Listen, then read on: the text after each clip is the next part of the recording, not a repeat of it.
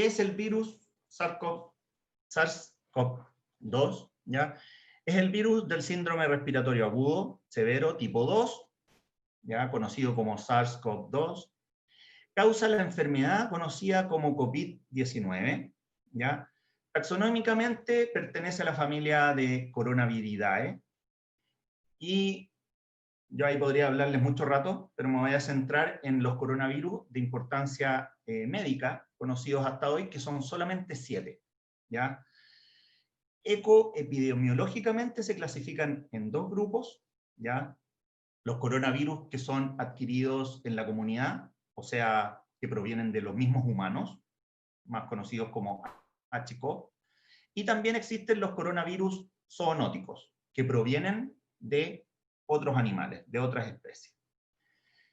Dentro de los adquiridos en la comunidad, ¿cierto?, están estos 4, los cuales generan enfermedades respiratorias leves. Por ende, no son tan importantes desde el punto de vista médico, ¿ya?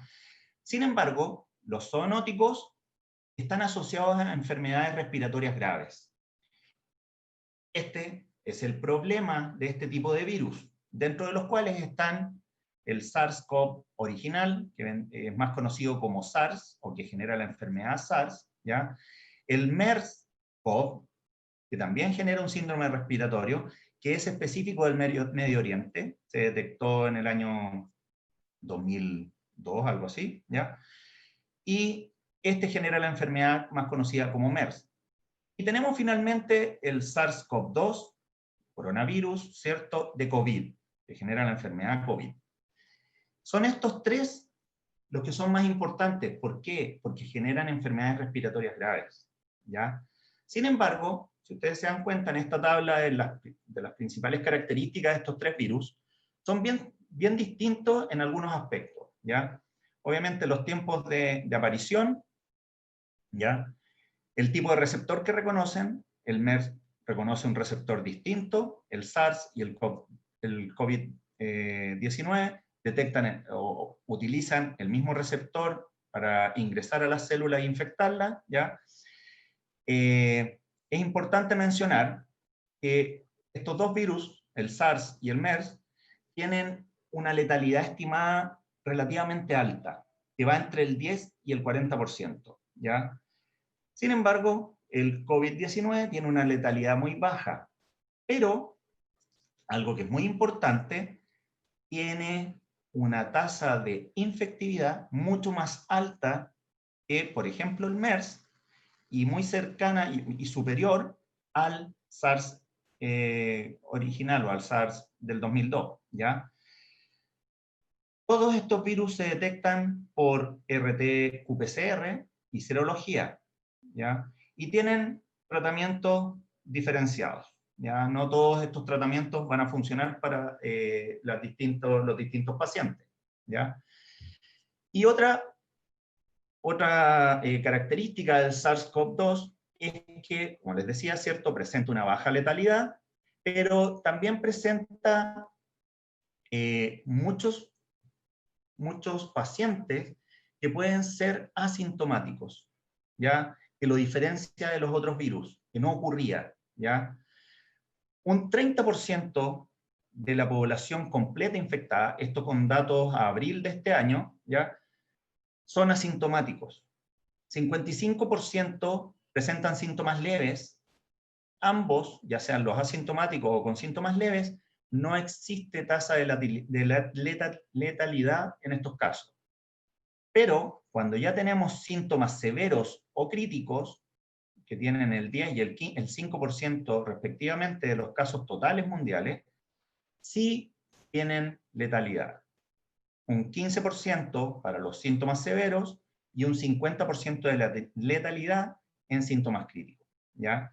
Y acá hay algo también bien particular, que va a variar el periodo de contagio en este virus, ¿ya? Desde el día 1, o sea, desde el día 0, que es el día de contagio, nosotros vamos a tener siempre, en todos los casos, un periodo sin síntomas, que llega aproximadamente a los 5 días, ¿ya? Después vienen aparición de síntomas o no, pero se genera inmunidad. Y en el caso de los pacientes asintomáticos, pueden ser contagiosos hasta los 13, 15 días, ¿ya? En los otros casos, se ha visto que los pacientes pueden tener periodos de contagio mucho más largos, ¿ya? Y sin embargo, no se sabe, ¿ya? No se sabe a ciencia cierta cómo es, ¿ya? El virus en sí es un virión común, ¿ya? Tiene una cápside que está formada por glicoproteínas, ¿cierto? Proteínas específicas del virus, proteínas de membrana que también son específicas, y algo bien particular es que este virus está formado por ARN, ¿ya? Este ARN le da la cualidad, ¿ya?, de ser un retrovirus. Estos virus necesitan de un hospedador, de una célula hospedadora, para poder replicarse y poder vivir, ¿ya? Entonces, ¿qué es lo que hace el virus? El virus reconoce, mediante las glicoproteínas que tienen membrana, al receptor ACE2, ¿ya? Es un receptor de adhesión celular, lo reconoce, y al reconocer este receptor, el virus es ingresado a la célula. Una vez que ingresa, es capaz de perder su envoltura, su cápside, y liberar el ARN viral. Al liberar el ARN viral, este ARN va a transcribirse y se va a traducir, ¿ya? Por ende, va a estar generando contenido proteico, que es específicamente del virus, y también va a estar generando nuevas hebras de ARN. Entonces, eso va a permitir que finalmente el virus nuevo se vuelva a ensamblar en otra cápside y vuelva y se libere. Y esto genera el ciclo de infección. Ahora, ¿por qué es importante esta zona que marco en rojo? Porque es lo que nos permite poder detectar el material genético del SARS-CoV-2, ¿ya? Al liberar este material, se va a generar replicación, se va a duplicar este material y vamos a poderlo detectar. El genoma del SARS-CoV-2 no es de más de 30.000 pares de base, ¿ya? Es un genoma bastante pequeño, en el cual existen 4 genes que están marcados en rojo, que son los más importantes, ¿ya? Que son los que son los genes que están involucrados con la expresión de las proteínas virales, ¿ya?, que están en la envoltura viral. Además, presenta otros genes, por ejemplo, los que están a mano derecha, son genes que no tienen un funcionamiento conocido, y tienen otros genes, que son estos ORF1A, 1B, que son Open Reading Frame, ¿ya? Son regiones abiertas, que van a generar expresión de poliproteínas. Esta secuencia del genoma del SARS-CoV-2 se ha estudiado ampliamente, y lo cual permitió generar partidores y generar sondas específicas de reconocimiento para poder detectar este virus, y no generar la detección de otros virus similares de la familia de coronaviridae, ¿ya? Aquí les doy como ejemplo esta amplificación de una región del ORF1AB. Hay una amplificación bien específica en el gen E, ¿ya? Y otro fragmento de amplificación en el gen N. Lamentablemente, esto no se ha podido mantener y se han ido generando nuevos partidores y nuevas regiones de análisis, producto de que este virus, así como todos los virus que son del tipo retrovirus, tienen o sufren múltiples mutaciones, ¿ya? En este esquema les presento la cantidad de mutaciones que se pueden generar dentro de la secuencia del virus, y lo importante aquí es que se generan ventanas dentro del genoma viral que no permiten mutaciones. Esas regiones que no permiten mutaciones son las regiones que se están analizando en la actualidad. ¿Por qué? Porque al no permitir mutaciones, quiere decir que son regiones que son esenciales para el funcionamiento del virus. Si esa región sufre una mutación, lo más probable es que pierda la funcionalidad que tiene dentro de la envoltura o dentro de la compactación del virus. Entonces, ¿qué es lo que se ha hecho actualmente? Se han generado partidores y sondas específicos para esas regiones particulares, ¿ya? ¿Cómo se detecta el SARS-CoV-2 por RT-PCR, cierto? Primero, partimos de el tipo de muestra que se requiere. Yo creo que algunos aquí dentro de este coloquio han tenido que tomarse muestras, ¿cierto? Y todos saben que la muestra por excelencia es la nasofaringea, ¿cierto? Un torulado nasofaringeo. Y aquí les muestro que dependiendo del tipo de muestra que se obtiene, nosotros vamos a tener distintas cantidades de ARN viral, ¿ya? Y eso obviamente va a generar una diferencia cuando nosotros queremos hacer el análisis, ¿ya? ¿Por qué se prefiere hacer nasofaringeo? Porque la cantidad de ARN que se puede obtener por hisopado o por tórula, ¿ya? Es súper alto si lo comparamos con un hisopado, por ejemplo, de garganta, o con otro tipo de muestras como son el esputo, ¿ya? O la toma de muestra directa en lo que es garganta, ¿ya? O también saliva, que es otro tipo de muestra que se está utilizando actualmente, ¿ya? Entonces, una vez que tenemos la muestra, que depende mucho de la persona que la tome, ¿ya? Se toma esa muestra, se prepara, ¿ya? O se extrae el ácido ribonucleico, ¿ya? Ese ácido ribonucleico nosotros lo vamos a utilizar en un equipo de RT-PCR para poder hacer RT-qPCR, para poder hacer el análisis directo del ARN, ¿ya? Y finalmente vamos a obtener el análisis como tal. Eso depende netamente, es un equipo que te entrega las curvas y el operario lo que tiene que hacer es definir si esa curva corresponde a una muestra positiva o no, ¿ya? ¿Qué es lo que se ha hecho? Se han generado sondas TaqMan específicas para SARS-CoV-2, para la detección cualitativa, ¿ya? Del ARN del virus. No es cuantitativa, ojo con eso, ¿ya? Estos ensayos reconocen al menos 2 o 3 regiones del genoma viral. Los más utilizados hasta ahora son el ORF1AB, E, S y el N, ¿ya? Y además, en paralelo con esto, se hace un ensayo que reconoce una región del genoma humano.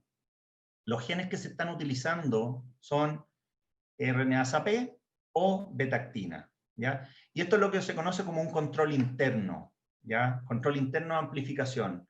Así yo sé que la muestra, tiene contenido de célula humana, la tomé bien, ¿ya? Se genera una detección de 2 o 3 regiones del genoma viral diferente. ¿Por qué? Porque reduce el riesgo de falsos negativos, ¿ya? Producto de las mismas mutaciones, puede que una de las regiones no me amplifique, pero la otra sí, ¿ya? Y todo esto se ha hecho en base a los más de 100 genomas completos que están actualmente disponibles en una base de datos de genomas virales, que se llama GIGSI, ¿ya? Y no apunta, y son regiones de secuencias específicas que no comparten secuencia con 2116 genomas completos de otros coronavirus disponibles actualmente en la base de datos del NCBI, ¿ya? Entonces, estas secuencias que se están utilizando para las sondas TaqMan son altamente específicas, ¿ya? Y el control interno, y esto es algo súper importante, se tiene que correr en paralelo, en conjunto, en la misma muestra de PCR, junto a uno de los análisis de genoma viral, ¿ya? ¿Por qué? Porque si no me amplificó esa muestra, no me amplificó porque no tengo material o no me amplificó porque es negativa, ¿ya? Y ahí entra ya un proceso de análisis muestra a muestra, ¿ya? ¿Qué es lo que se está haciendo actualmente o lo que se comenzó a hacer? se generaron sondas TaqMan específicas para los genes virales. En este caso, aquí les muestro, este es un ejemplo del kit de una empresa que se llama Thermo Fisher, ¿ya? Es uno de los más utilizados acá en Chile, y este kit inicialmente detectaba 3 genes por separado: el gen ORF1AB, el gen S y el gen N. Cada uno de estos con un fluoróforo similar, que era un fluoróforo FAM, ¿ya? Y el control interno utilizaba otro fluoróforo, que era un fluoróforo BIC. ¿Qué nos permitía esto? Poder mezclar cada uno de estos genes, de estas sondas virales, con la sonda del control interno, ¿ya? Entonces, además, este kit incluye un control positivo sintético, el cual incluye las 4 regiones que se amplifican en este kit, ¿cierto? Y también utilizaba el gen RNA-SAP humano, ¿ya? Importante es que el número de copias que uno utiliza en el control positivo nos permite detectar o tener una idea de cuál es el límite de detección de esta técnica, ¿ya? Entonces, ¿qué es lo que se hace? Se mezclan cada uno de los genes virales con el control interno, ¿ya? Con una master mix que contiene una enzima, contiene en realidad 2 enzimas, una enzima que hace la retrotranscripción y otra enzima que hace la polimerización de la PCR, ¿ya? Eso se mezcla, ¿cierto? Y después se agrega la muestra del paciente, la muestra que se extrajo, donde se extrajo el ARN, ¿ya? Y eso finalmente nos da un amplio campo de interpretaciones, en el cual nosotros podemos tener 4 tipos de interpretaciones. Positivos 3 de 3, positivos 2 de 3, y eso es presencia de ARN viral, inmediatamente, que es este caso, ¿ya? Podemos tener también un positivo de 3. Cuando existe este caso, nosotros tenemos que repetir esa muestra, y si vuelve a dar 1 de 3, esa muestra es positiva, por ende hay presencia de ARN viral. Y si los 3 genes dan negativos, el ARN viral está ausente, ¿ya? Ustedes dirán, esto es mucha pega.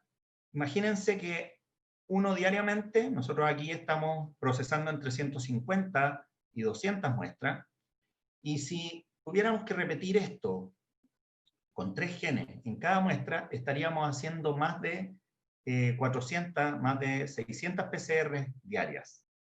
Entonces, ¿qué es lo que han hecho las empresas? Han facilitado esto, y ahora las técnicas de análisis, de estudio, ya no son singlex, sino que son duplex o multiplex. ¿Qué quiere decir eso? Que analizan más de un gen en una misma reacción de PCR, ¿ya?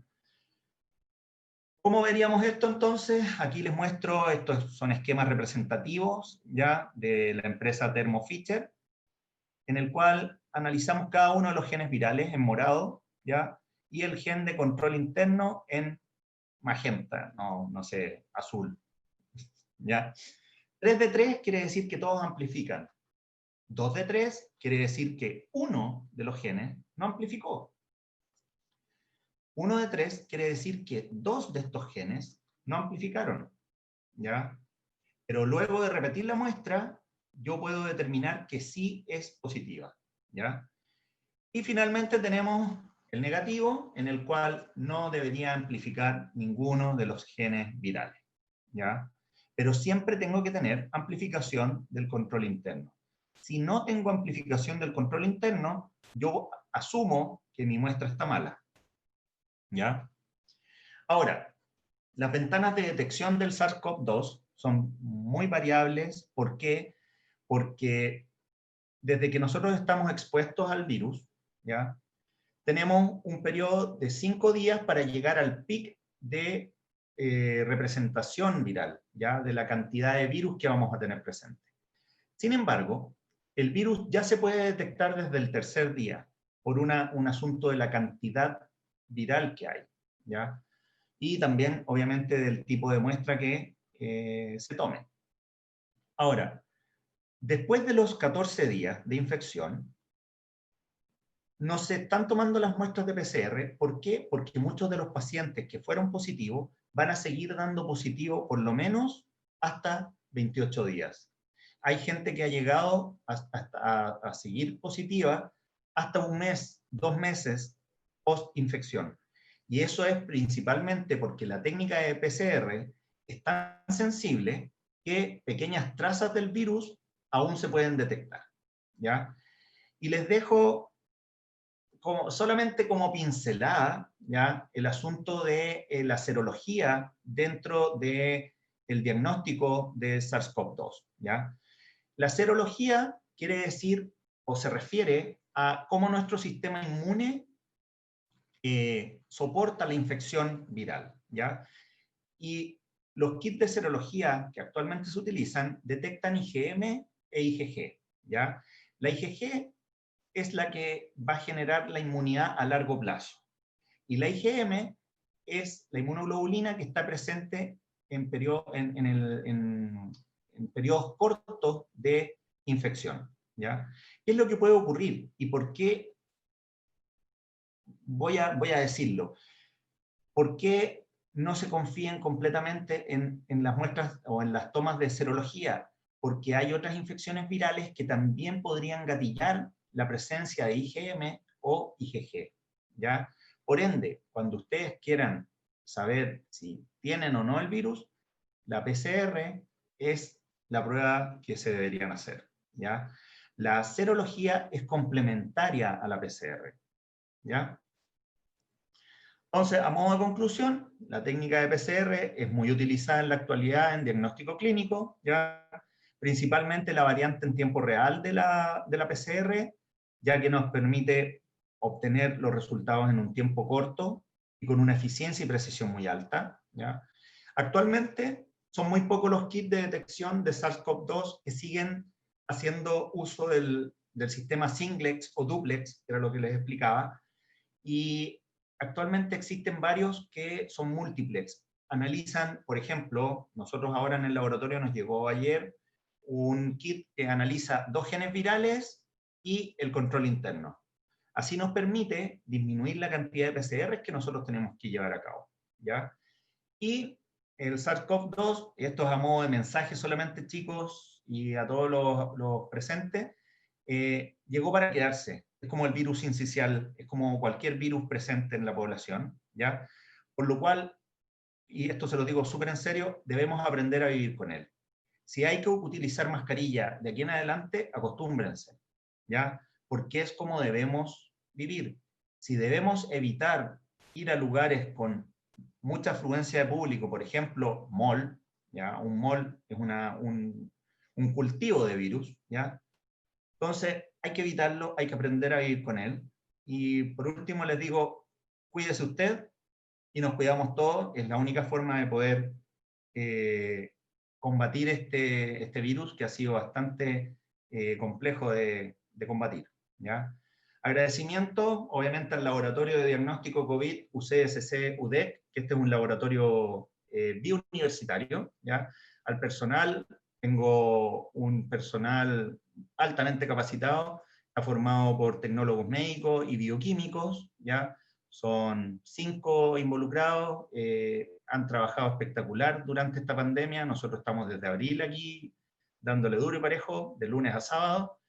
Agradecimientos a la BRIP de acá de la universidad por el apoyo, al Departamento de Ciencias Básicas, específicamente al Laboratorio de Investigación en Ciencias Biomédicas, a la NIT, que no puedo dejar de mencionarla, y al MinSal. El financiamiento de todo esto ha sido gracias a la NIT por los fondos FICOP y el MinSal por la entrega de los kits de extracción y detección.